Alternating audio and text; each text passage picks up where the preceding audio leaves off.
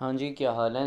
अभी तक हमने इन्वेंट्री वैल्यूएशन का बाकी सब कुछ कर लिया है, बस परपेचुअल बेसिस पे हमने इन्वेंट्री वैल्यूएशन नहीं की यूजिंग एवको मेथड। ठीक है, तो ये अभी मैं आपको समझाऊंगा सब कुछ कि कैसे करना है।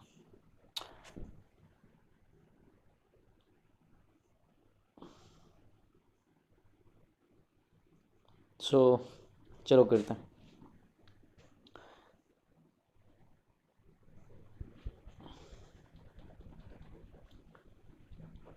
हाँ जी, आपको एक चीज़ समझनी पड़ेगी।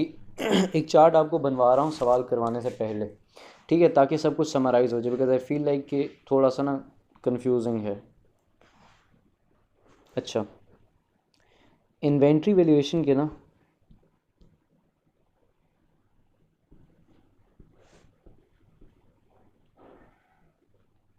There are like two main methods. ठीक है, अब इसमें या तो होगा पीरियोडिक, ठीक है, एंड या फिर होगा परपेचुअल। अब ये कंपनी की पॉलिसी होती है कि कंपनी पीरियोडिक बेसिस पे अपनी इन्वेंट्री वैल्यूएशन करती है या फिर पीरियोडिक बेसिस पे करती है। ठीक है, like this is the policy of the company कि वो पीरियोडिक बेसिस पे करती है या परपेचुअल पे करती है। ठीक है, इसके अलावा अब there are two more things. एक लाइफो है, और लाइफो नहीं, सॉरी, लाइफो तो ख़त्म हो गया। एक फीफो है एंड एक एवको है। ठीक है, this is first in first out, like जो फीफो है this is first in first out, and this is average cost inventory valuation. ठीक है, तो अब परपेचुअल में भी एंड पीरियोडिक में भी, इसमें भी कंपनी फीफो यूज़ कर सकती है एंड एवको यूज़ कर सकती है। ठीक है, एंड परपेचुअल बेसिस में भी फीफो यूज़ कर सकती है और एवको यूज़ कर सकती है। मैंने in the first lecture, like जो सबसे पहला लेक्चर था, उसमें आपको पीरियोडिकली, अगर कंपनी पीरियोडिकली करे, पीरियोडिकली पीरियोडिकली अगर अपनी इन्वेंट्री वैल्यूएशन करे और अगर फीफो मेथड यूज़ करे या एफको मेथड यूज़ करे, तो इन्वेंट्री वैल्यूएशन कैसे होगी। ठीक है, and in the second class मैंने आपको सिखाया था कि अगर परपेचुअल बेसिस पे इन्वेंट्री वैल्यूएशन हो और कंपनी यूज़ कर रही हो इन्वेंट्री वैल्यूएशन का फीफो वाला method, like first in first out method, तो इन्वेंट्री वैल्यूएशन कैसे होगी। इन दिस क्लास मैं आपको आज ये समझाना चाहता हूँ कि इन्वेंट्री वैल्यूएशन अगर आपने करनी है परपेचुअल बेसिस पे using AVCO method sorry, average cost method, तो कैसे इन्वेंट्री वैल्यूएशन करनी है। ठीक है, तो ये चार्ट जो है ना, ये आपको याद रखना पड़ेगा, because like I feel like कि थोड़ा सा कंफ्यूजिंग हो जाएगा। ठीक है, लाइक दिस इज लेक्चर 1, ये दोनों चीज़ें मैंने आपको लेक्चर 1 में समझाई हैं। ठीक है, ये चीज़ मैंने आपको लेक्चर 2 में समझाई है। अब अगर किसी बंदे को ये चीज़ें नहीं आती तो यू कैन वॉच दैट। अभी आज का जो मेरा काम है वो ये है, मैंने आज आपको ये लेक्चर 3 में समझाना है। ठीक है, और इसमें बस यही कुछ है, इसके अलावा और कुछ भी नहीं। अब इस सवाल को पढ़ो। इस सवाल में वो ये कह रहा है कि आपकी परचेजेज इतनी है, ये सेम सवाल है जो मैंने पिछले सवाल में यूज़ किया था। ठीक है, आपकी परचेजेस की ये डिटेल है, आपकी सेल्स की ये डिटेल है, एंड आपकी ओपनिंग इन्वेंट्री इतनी पड़ी है। फाइंड द क्लोजिंग इन्वेंट्री, ये फीफो मैंने आपको समझा दिया था एंड अभी मैंने एवको आपको समझाना है। ठीक है, अब the thing is, the most important thing is कि जब भी वो आपको इन्वेंट्री वैल्यूएशन का परपेचुअल बेसिस पे कहे, परपेचुअल बेसिस पे, तो आपने हमेशा इस तरह का एक कॉलम बना लेना है, लाइक इस तरह का एक टेबल बना लोगे आप। ठीक है, ये सेम टेबल है जो हमने फीफो में भी बनाया था। ठीक है, डेट का फर्स्ट कॉलम है, उसके बाद एक कॉलम परचेजेस का, एक सेल्स का, एंड फिर उसके बाद बैलेंस। ठीक है, अब यहाँ पे मैं बनाना स्टार्ट करूँगा and then like you will get to know कि क्या है। ठीक है, तो यहाँ पे आता है Q, यहाँ पे आता है R and this is V। This is Q, this is R and this is V। This is Q, this is R and this is V. Q is quantity, R is rate and V is value. ठीक है, अब मैं बनाऊंगा तो you'll get to no. अच्छा, अब the thing is, यहाँ से स्टार्ट करते हैं। देखो सबसे पहले वो ये कह रहा है कि आपके पास जो ओपनिंग इन्वेंट्री है, सॉरी आपके पास जो ओपनिंग इन्वेंट्री है वो है 20 यूनिट्स एट 42। तो आप सबसे पहले क्या काम करोगे, यहाँ पे लाइक ओपनिंग इन्वेंट्री 2 में है ना, तो लाइक लेट्स से 1 मई को यहाँ पे आप जाके डेट लिखोगे, सॉरी यहाँ पे जाके आपने डेट लिखनी है 1 मई, एंड उसके बाद यहाँ पे बैलेंस पे आके 20 यूनिट्स हैं, रेट 42 है if I am not wrong. देखो आपको ये कह रहा है कि आपके पास जो ओपनिंग इन्वेंट्री है वो कितनी है, ओपनिंग इन्वेंट्री 20 यूनिट्स हैं and eight the rate of 42 per unit. ठीक है, तो आपने क्या किया, सबसे पहले ओपनिंग बैलेंस जाके क्यू की जगह 20 लिख दिया एंड आर में जाके 42 लिख दिया। सॉरी एक मिनट यार,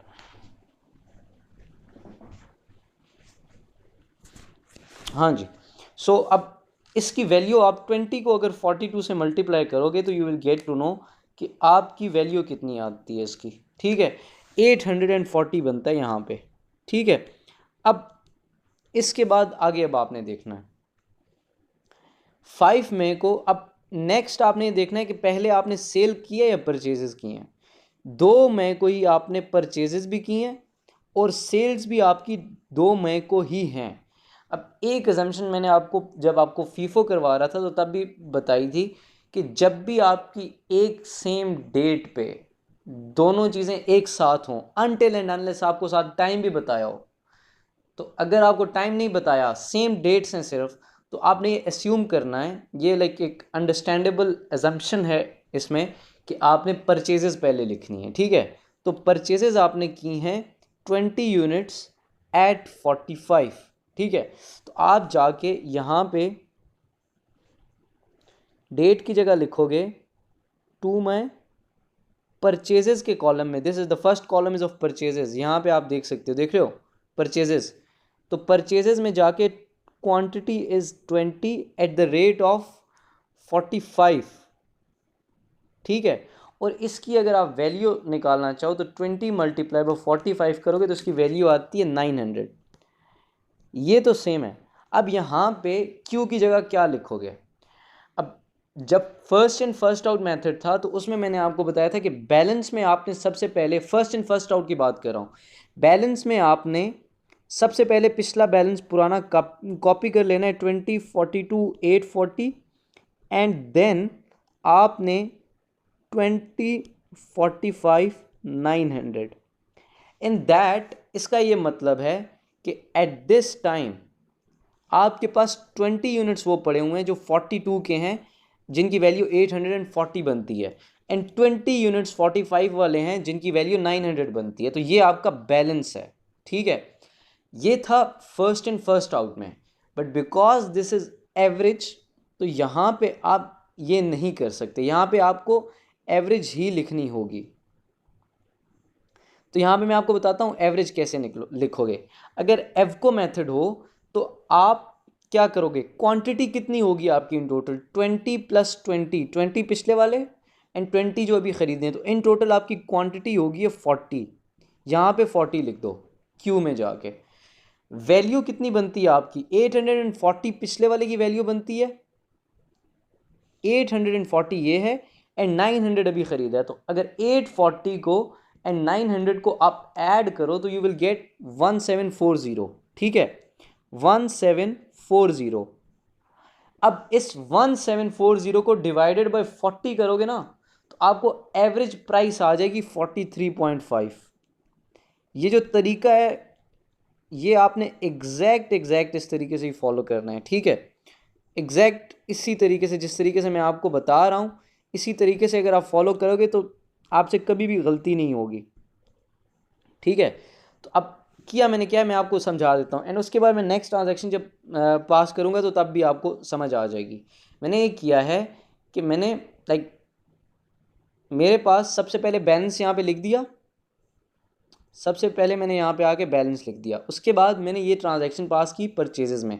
अब जब मैं बैलेंस लिखने आया तो मैंने यहाँ पे जो रेट लेना है ना, रेट, ये एवरेज रेट लेना है। क्वांटिटी तो 40 हो गई, ठीक है, एंड मैंने अब यहाँ पे जो रेट लेना है वो एवरेज लेना है। अब एवरेज निकलती कैसे है?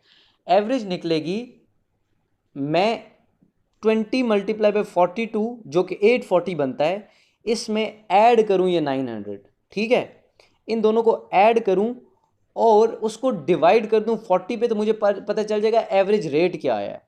तो 43.5 आपके पास आएगा। अब अगर आप इस 43.5 को 40 से मल्टीप्लाई भी करो ना, तब भी 1740 आता है।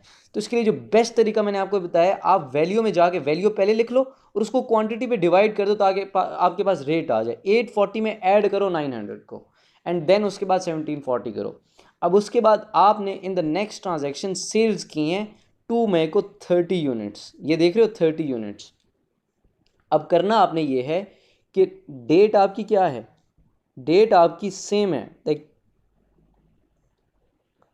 2 मई ही है। आपने सेल्स में जाके 30 यूनिट सेल किए हैं। अब जो आपने रेट लगाना है ना, रेट आपका लास्ट जो एवरेज है ना, लास्ट एवरेज वो लेना है। लाइक जो रेट दूंगा मैं, वो चाहे जितने भी यूनिट जोन से भी वाले सेल किए हैं, यहाँ पे रेट मैं 43.5 लूँगा। अब 30 को आप मल्टीप्लाई करोगे 43.5 के साथ, ठीक है, तो यहाँ पे आपके पास वैल्यू आएगी 1305। अब आपने जब बैलेंस में जाके लिखना है, तो यहाँ पे आपके पास बैलेंस में 10 यूनिट रह गए हैं, कितने के? 43.5 के। रेट तब तक चेंज नहीं होगा जब तक आगे नई परचेजेस नहीं होंगी, ठीक है। तो यहाँ पे अगर आप 10 को 43.5 से मल्टीप्लाई करोगे तो ये बैलेंस बनता है 435 का, ठीक है। This is like how you will do it.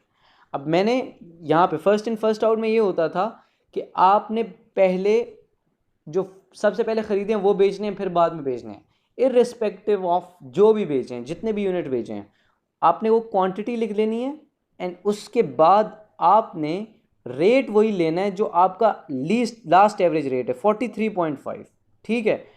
तो यहाँ पे रेट आपने 43.5 लेना है, तो ये वैल्यू आ जाएगी। उसके बाद बैलेंस में आपके पास जो बाकी बच जाएगा वो आपने लिखना है, ठीक है। अब इसके बाद जो आपकी नेक्स्ट ट्रांजैक्शन है वो मैं देखता हूँ।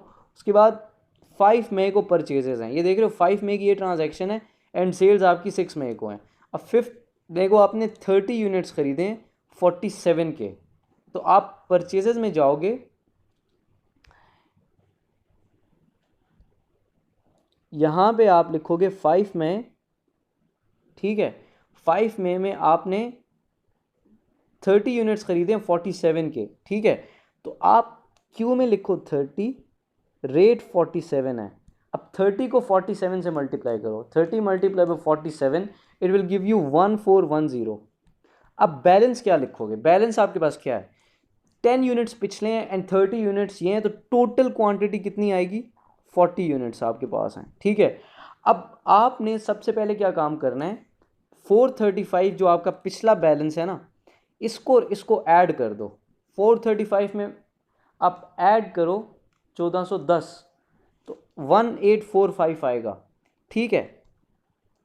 1845 आपका टोटल बैलेंस आ गया, एंड उसको डिवाइड करोगे 40 पे, तो you will get to know कि आपका पर यूनिट रेट कितना है, बिकॉज आप एवरेज ले रहे हो, ठीक है। तो ये बनता है आपका 46.125, ठीक है, 46.125 बनता है, ठीक है। अब this is how you will do it. अब अगला जब आपने सेल करी है 6 मई को, आपने यहाँ पे ना 6 मई को अगली सेल करी, मैं आपको दिखाता हूँ। 6 मई को आपने सेल की है, 6 मई को जो सेल करी है 20 यूनिट्स, आपने 20 यूनिट सेल किए। आप सेल्स के कॉलम में गए 6 मई को, 20 यूनिट सेल किए, रेट कौन सा लोगे? रेट आपने यहाँ पे लेना है 46.125, बिकॉज आपने यहाँ पे रेट कौन सा लेना है हमेशा सेल्स में, जो आपका least average like last average हो, ठीक है। तो 46.25 को मल्टीप्लाई करो 20 से, तो ये बनता है 922.5, 922.5। अब आपके पास बाकी कितना रह गया? 20 यूनिट्स रह गए 46.125 के, ठीक है। तो अब आपके पास बैलेंस रह जाएगा 922.5 का, ठीक है, ये आयरॉनिकली सेम आ रहा है बिकॉज यूनिट सेम है, अदरवाइज ये डिफरेंट आना था। बस आपने तरीका मैं आपको समझा रहा हूँ कि करना कैसा है। इसके बाद आपने 12 मई को आपने परचेजेस करी हैं दोबारा से, ठीक है, एंड 6 मई के बाद 15 मई को सेल एंड 12 मई को परचेजेस हैं। तो 15 मई को आपने और 12 मई को आपने 25 यूनिट्स खरीदे और 48, तो परचेजेस में जाओ, 12 मई को हाउ मेनी यूनिट्स, 25 48, 25 48। अब 25 को 48 से मल्टीप्लाई कर दो, ठीक है, तो यहाँ पे आ जाएगा 1200। अब इस 1200 में 922.5 पिछला बैलेंस ऐड करो, वैल्यू जो है 922.5। अब दिस इज द वैल्यू 21, ये बनता है 2122.5, ठीक है। एंड यहाँ पे क्वांटिटी कितनी है, 20 पिछले एंड 25 ये, तो 20 + 25 इज 45 यूनिट्स। अब इसको अगर डिवाइडेड बाय 45 करोगे तो विल गेट टू नो कि आपका रेट कितना आता है। ये 47.16 आ रहा है, 47.16, ठीक है। अब इसके बाद आपने 15 मई को सेल की है, ठीक है। 15 मई को जो मैंने सेल करी उसका मैं रेट क्या लूँगा, रेट लूँगा 47.16, ठीक है। 47.16 सेल्स यूनिट कितने करें, 30 यूनिट्स, तो 30 यूनिट्स सेल किए हैं, 1415 बनता है, 1415। एंड रिमेनिंग आपके पास रह गए 15 यूनिट्स ना, बैलेंस में 15 यूनिट्स रह गए।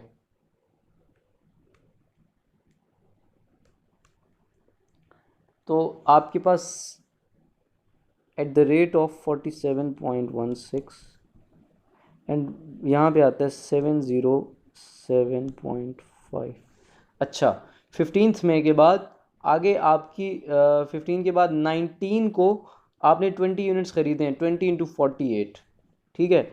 19 को आपने 19 में डेट लिखोगे और परचेजेज हैं 20 यूनिट्स, हाँ 20 × 48, ओके।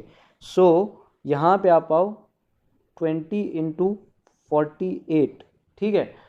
तो 20 × 48 अगर आप करोगे तो you will get to know कि आपका ये आंसर बनता है 960, ठीक है। अब 960 में एंड 7, अब इधर बैलेंस इसका लिखना है, तो यूनिट्स कितने बने टोटल, 15 यूनिट्स पिछले, 20 ये, 20 + 15, लाइक मैं आपको मार्क भी कर देता हूँ, 15 ये एंड 20 ये अभी जो खरीदे हैं, ठीक है। तो 15 और 20 बन गए 35 यूनिट्स। एंड अब इसका आपने 707.5 में ऐड करो 960, तो वैल्यू आ जाएगी आपके पास 1667.5। एंड इसको डिवाइड करोगे 35 पे तो यू गेट टू नो कि आपका पर यूनिट रेट क्या है, 47.64 बनता है, 0.6 लिख देता हूँ, ठीक है। अब नेक्स्ट आपने 19 के बाद 23 की आपकी 12 यूनिट्स की सेल है,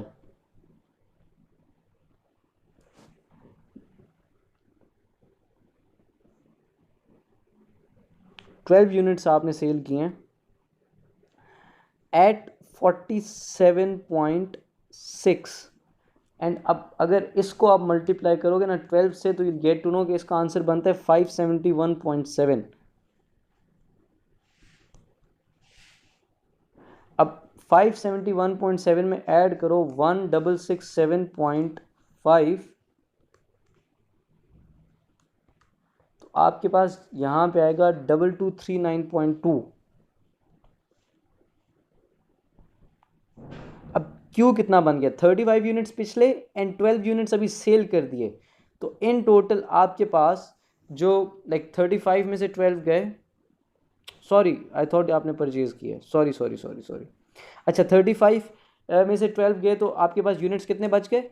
अब बैलेंस जो बच गया आपके पास, 35 में से 12 गए तो 23 यूनिट्स बच गए, ठीक है, 47.6 वाले, ठीक है। तो 23 को मल्टीप्लाई अगर करो 47.6 के साथ, तो you will get to know कि आपका आंसर आता है 1094.8, 1094.8। ठीक है, तो this is how you will do it. अब मैं आपको ना आगे, सॉरी इतना ही है, अब इससे आगे आप खुद कर लेंगे तो आप बैलेंस निकाल सकते हो। ठीक है, this is how you will do it. अब सबसे पहले आपने करना क्या, मैं दोबारा आपको बताता हूँ। सबसे पहले आपने ओपनिंग बैलेंस यहाँ पे आके लिख दिया। 20 यूनिट्स थे, 42 का रेट था एंड 840 इनकी वैल्यू बनी। ठीक है, उसके बाद आपने परचेजेस करी। परचेजेस आपने करी 20 यूनिट्स, 45 और उनकी वैल्यू बनी 900। अब जब आप बैलेंस में जाके लिखोगे, सबसे पहले आपने देखना है आपके पास टोटल यूनिट्स कितने रह गए। 20 यूनिट्स पिछले थे, 20 और परचेज किए तो 40 यूनिट्स रह गए आपके पास। अब इन 40 यूनिट्स की ना आप यहाँ पे एक जो एवरेज रेट है ना वो लेना है। तो 20 यूनिट्स का 840 और 20 यूनिट्स का 900, तो एवरेज जो बनता है 40 यूनिट्स का वो 43.5 बनता है। इसके लिए जो बेस्ट तरीका मैंने आपको बताया, 840 में 900 ऐड करो, उसको यहाँ पे 1740 लिख दो। इस 1740 को डिवाइड करो 40 पे, तो ये रेट आपके पास आ जाएगा। ठीक है, उसके बाद जब आप सेल करोगे 30 यूनिट्स विच सो एवर आपने सेल किए, 30 यूनिट सेल किए, अब आपने इसका जो रेट लेना है सेल्स में, जो लास्ट एवरेज होगी उसको लेना है 43.5, तो इनकी वैल्यू ये बनती है। अब 30 यूनिट अगर बेच दिए 40 में से, तो 10 यूनिट रह गए, रेट वही है 43.5 और इनकी वैल्यू ये बनती है। ठीक है, अब उसके बाद आपने दोबारा परचेजेस करी 30 यूनिट्स की, 30 इंटू 47 1410 बनता है। अब जब आप यहाँ पे क्वांटिटी लिखोगे ना, 10 यूनिट पिछले, 30 ये वाले, तो 40 ये टोटल बन गए। ठीक है, अब इस 1410 को और इस 435 को ऐड करो, यहाँ पे लिख दो, इस 1845 को डिवाइड करो 40 पे, ये वैल्यू आपके पास रेट आ जाएगा, एवरेज रेट। एवरेज निकलती है ऐसे। तो इस तरीके से आप सारे के सारे कर सकते हो। ठीक है, तो ये क्वेश्चन था, इसको आप ट्राई कर सकते हो। इसमें लाइक इससे ज़्यादा कोई कॉम्प्लेक्सिटी होती नहीं है, सीधा सीधा सवाल आता है। बट ये टेबल याद रखना, बहुत सारे टीचर्स का ना अपना फॉर्मेट होता है, हर कोई अपने तरीके से करवा रहा होता है, but this is the best. ये एग्जामिनर का अप्रूव्ड है, और अगर आपको ना पेपर में आएगा कोई टेबल बना हुआ, अगर आएगा तो ये टेबल बना आएगा, इसके अलावा कोई और टेबल बना हुआ नहीं आएगा, वरना आपको खुद बनाना पड़ेगा। तो फिर क्यों ना हम वही टेबल तैयार करें या उसी टेबल पे प्रैक्टिस करें जो हमें अगर आए तो वही बना आए, या फिर हमें जो खुद बनाना हो तो वो वाला। ठीक है, तो that's how you will do it. अब इस टेबल को याद रख लो। ठीक है, first in first out method भी, एवरेज कॉस्ट मेथड भी, परपेचुअल पे भी, और आपको पीरियोडिकली भी आना चाहिए। ठीक है, तो this is the end of this chapter.